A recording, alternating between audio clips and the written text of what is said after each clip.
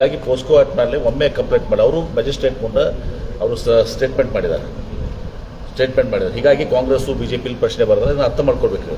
Sir ದರ್ಶನಿಗೆ VIP treatment ಕೊಡೋದು ಆ ರೀತಿ ಸ್ಟೇಷನ್ಗಳು ಅಂಥದ್ದು ಯಾವುದೂ ಇಲ್ಲ. ಇವತ್ತು ಸಹ ಆರೋಪಿನೇ ಇಲ್ಲಿವರೆಗೆ ಅವರು ಅವ್ರ ಮೇಲೆ ಆರೋಪಗಳಿಂದ ಅವರು ಮುಕ್ತಗೊಳ್ಳೋದಲ್ಲ ಅಥವಾ ಆರೋಪ ಸಾಬೀತಾದರೆ ಅವ್ರಿಗೆ ಶಿಕ್ಷೆ ಆಗ್ತದೆ.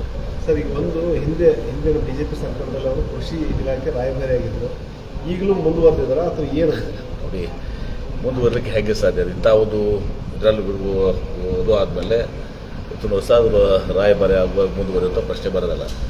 ಸರ್ ಈಗ ರಾಜಣ್ಣ ಅದೇ ಹೇಳ್ತಿದ್ದಾರೆ ಡಿ.ಸಿ.ಎಮ್ಗಳು ಆಗಬೇಕು 3 ಡಿ.ಸಿ.ಎಮ್ಗಳ ನೋಡಿ ಅದೆಲ್ಲವೂ ಕೂಡ ನಾವು ಪಕ್ಷದ ವೇದಿಕೆಯಲ್ಲಿ ಚರ್ಚೆ ಮಾಡ್ತೇವೆ. ನಾನು ಬಹಿರಂಗವಾಗಿ ನಾನು ಹೇಳಿಕೆ ಕೊಡಲಿಕ್ಕೆ ಬಯಸಿದಲ್ಲ.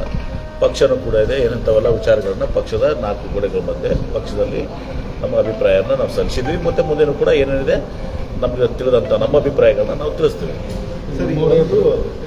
ಸರ್ ಈಗ ಒಂದೇನು ಈಗ ಕೆಲವೊಬ್ಬರೇನು ಲೋಕಸಭೆ ಎಲೆಕ್ಷನಲ್ಲಿ ಯಾರ್ಯಾರು ಹಿನ್ನಡೆ ಆಗಿದೆ ಜಿಲ್ಲಾ ಉಸ್ತುವಾರಿ ಸಚಿವರು ಅವ್ರದ್ದು ತಲೆದಂಡ ಆಗ್ತಾನೋ ಒಂದು ಮಾತು ಅಂಥದ್ದು ಯಾವುದೂ ಕೂಡ ಆಗಿಲ್ಲ. ಅವೆಲ್ಲ ಮಾಧ್ಯಮದ ಸೃಷ್ಟಿ.